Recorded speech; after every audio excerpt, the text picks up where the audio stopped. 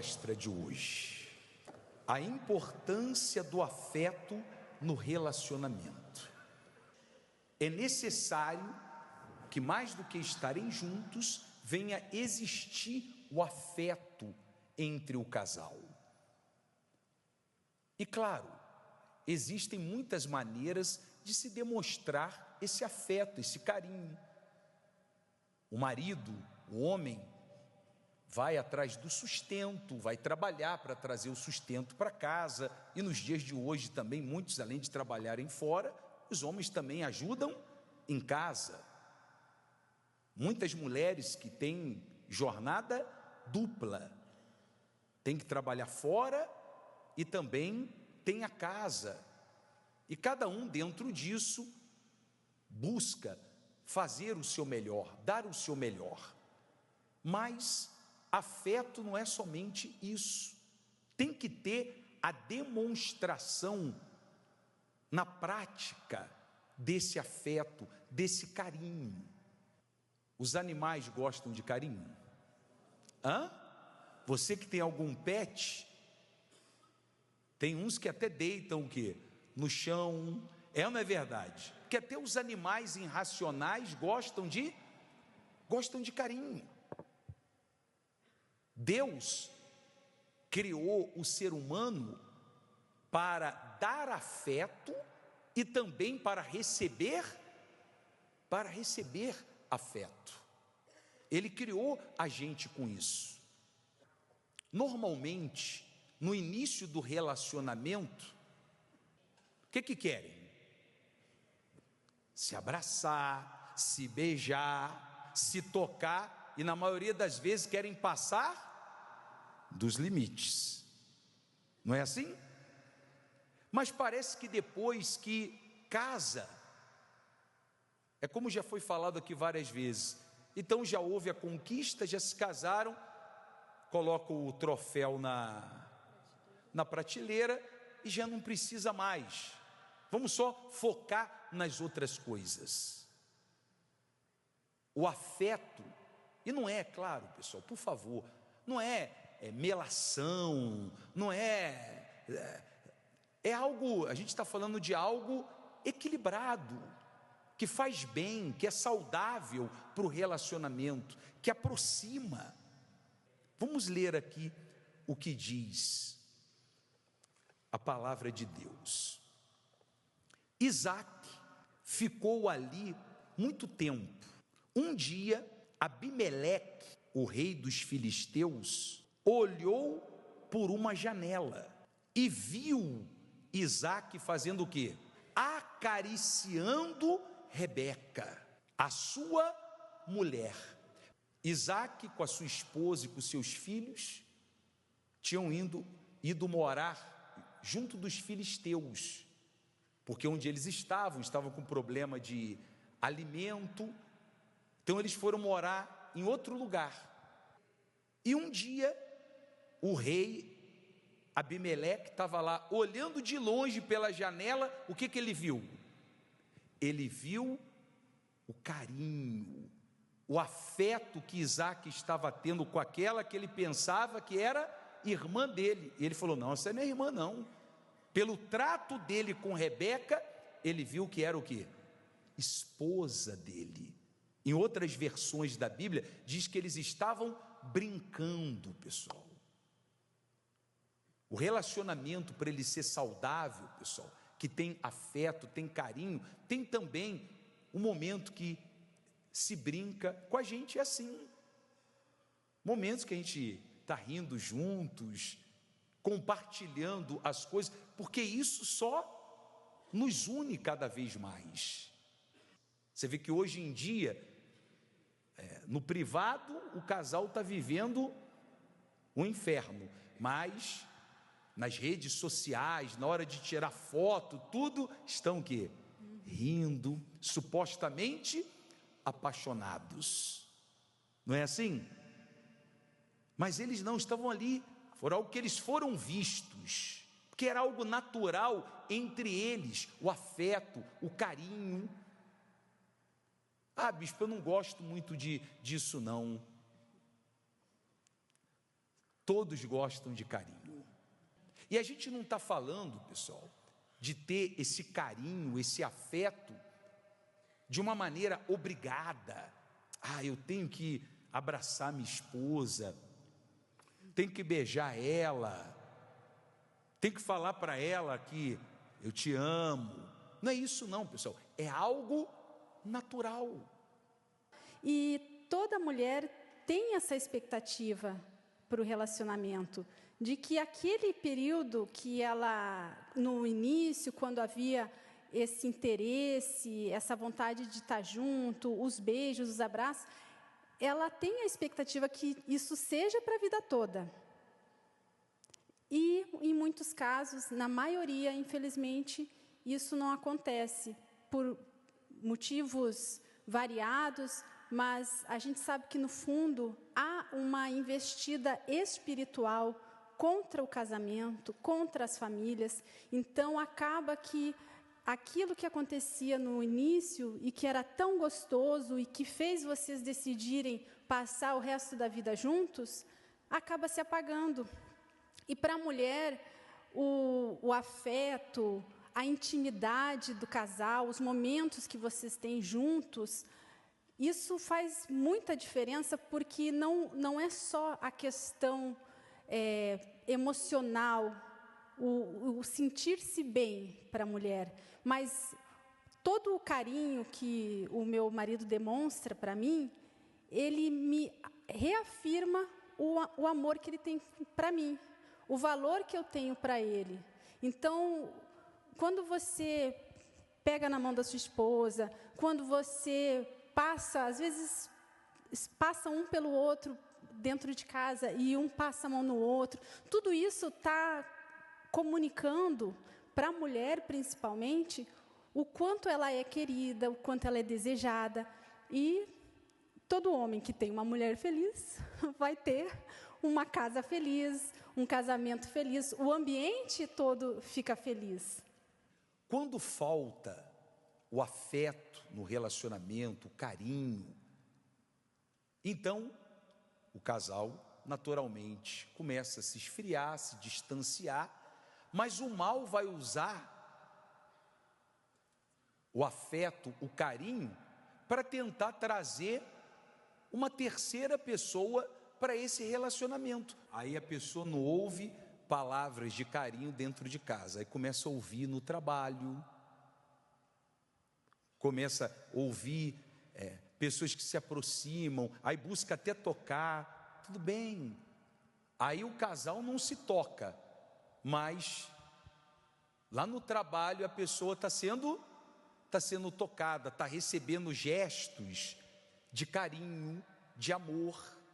A esposa começa a pensar, eu acho que ele não me ama mais, mas tem aquela pessoa lá no meu trabalho, poxa, fala comigo como ele não fala, me trata como ele não trata, o mal usando, podemos dizer assim, essas ferramentas para destruir um relacionamento.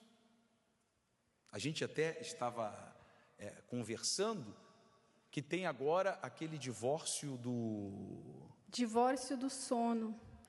É quando vocês têm alguma dificuldade em relação às rotinas, então, com aquela boa justificativa de não atrapalhar o sono do outro, então, que tal a gente dormir em quartos separados? E assim vão abrindo concessões, e assim o distanciamento começa a acontecer. De repente, nessa de quartos separados, é cada um assistindo coisas, é aí que vem, muitas vezes, o vício da pornografia, porque não existe mais aquele momento que deve ser sagrado para os dois, que é o de dormir juntos. Porque quando a gente fala da intimidade do casal, não é só apenas a parte do sexo, no caso de quem é casado.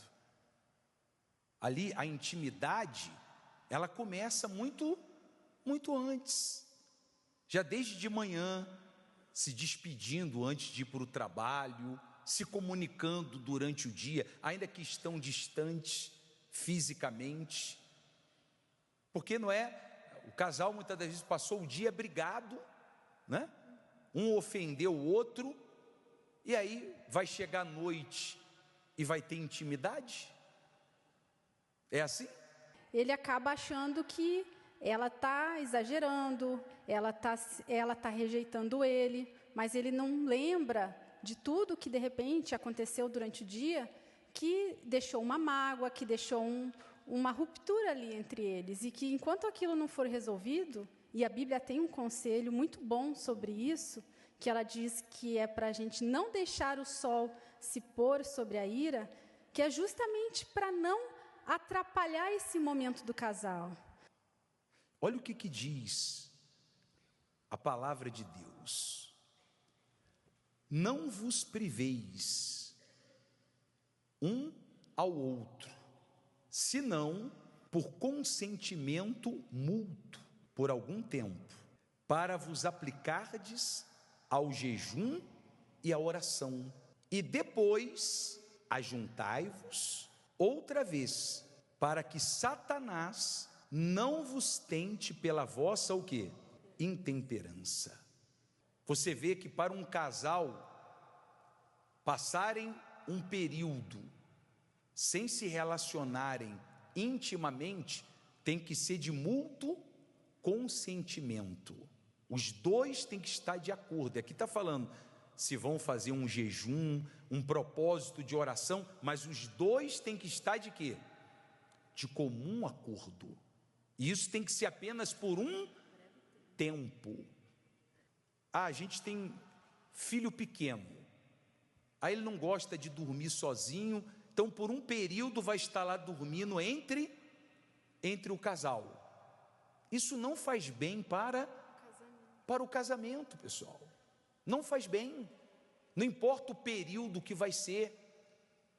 O momento do casal é um momento só deles. Por que começam problemas quando nascem os filhos? Porque aí, normalmente, a mãe que é mais apegada, ela começa a dar toda a atenção, todo o carinho só para quem? Só para a criança. E o marido fica de lado. É aí que os problemas, que muitas das vezes não existiam, começam a existir, ou que eram pequenos e se tornam grandes. Muito se fala de rotina negativamente, mas a rotina no casamento, ela é boa. A rotina de você, por exemplo, sempre dormir juntos, não colocar nada ali entre vocês, sempre ter a despedida, nunca ser aquela coisa assim que, como se são dois irmãos, ou dois colegas de quarto, de casa, ou dois inimigos, pior ainda, né? E às vezes até um pet no meio do casal acaba sendo um bloqueio. E muitas vezes até os dois, eles tratam aquele bichinho como um filho e dão todo o afeto para o animal, mas não conseguem dar um para o outro. Fica ali conversando com a planta, faz até uma voz diferente para falar com a planta, e para falar com o marido, com a esposa, não tem tempo, está sempre ocupado com outras coisas. E nós preparamos uma tela com 7 coisas que bloqueiam o afeto. Primeiro é qual? Falta de diálogo. Fala com o pet, fala com a planta, mas não fala com o marido, com a esposa, com o parceiro, com a parceira. O que mais? Mágoa. Muitos têm carregado mágoa, seja de relacionamentos passados ou do atual relacionamento. Mágoa é um sentimento que só faz mal para quem? Para quem tem, para quem guarda. Então é inteligente, diante do que Deus ensina, decidir perdoar. O perdão liberta a pessoa que guarda esse ressentimento. Qual outro? Orgulho. Há situações que a pessoa nunca pede perdão. Ela está errada, mas ela não vou dar o braço a torcer. Porque se eu pedir perdão, aí vai ver que eu estou sendo fraco. Não, quem pede perdão não é fraco não, pessoal. Quem pede perdão é forte. É fraco quem não consegue perdoar. Outro, qual? Cansaço. A nossa vida íntima está do jeito que está porque a gente vive muito cansado. Não pode se aceitar essa desculpa, pessoal. Porque mesmo cansada a pessoa arruma tempo para fazer o que não deve. Então, é a questão de decisão. Os dois se colocarem de acordo, nossa vida é corrida, tudo, mas olha, vamos combinar aqui entre a gente. Tal dia, vai ser o tempo que a gente vai tirar para a gente, independente do que estiver acontecendo na nossa vida, estando cansados ou não. Negligência. Pois é, a negligência, ela acaba sendo algo que você não percebe. Simplesmente você não viu que aquilo era importante, deixou de lado, e quando se dão conta, já está no ponto de divórcio, porque não deram atenção. Algo que a gente está, o Espírito Santo está trazendo esse alerta, é justamente para que essa área deixe de ser negligenciada por quem vinha tratando dessa forma, vendo que o carinho, o afeto, essa comunhão de corpos como algo opcional. E não é assim, é uma necessidade. A pornografia. Porque a pornografia, pessoal, além de ser traição, é a pessoa buscando ter prazer normalmente com ela mesma. Deus, Ele criou o homem e a mulher para casados, um se relacionar com o outro, para que eu dê prazer para ela e ela dê prazer para mim. Por isso que a pornografia tem destruído tantos relacionamentos e tantas pessoas, que depois ficam tão dependentes que já não conseguem mais se relacionar com uma pessoa real. Traição é algo que ninguém quer passar, mas que tem acontecido. Bispo, no meu caso, já aconteceu comigo, o que eu faço? Como é que eu posso mudar? Seja você que não está em um relacionamento, seja você que está em um relacionamento, como mudar isso? É através de você reconhecer e buscar curar essas feridas. Talvez você vai começar com pequenas atitudes, mas você começando a agir para mudar, eu tenho que mudar o meu comportamento, eu tenho que mudar para onde eu estou focando. Se você começar a ter atitude e contando com a ajuda de quem? De Deus, você vai conseguir. Então, olha só o que aconteceu com eles. Eles se casaram, se amando, mas não podiam ter filhos, porque Rebeca era estéril. Isaac tinha duas opções: arrumar uma outra mulher, que naquela época podia, para ter filhos com uma outra mulher. E ele podia usar a fé, recorrer a Deus. O que ele fez? Foi a quem? Diz a Bíblia que ele orou incessantemente pela sua esposa. E quando ela engravidou logo de quê? De gêmeos. Está aí. Mas eu já tentei resolver isso e não deu certo. Vamos a quem resolve. Quem resolve? Deus resolve qualquer situação. Então vamos a Deus.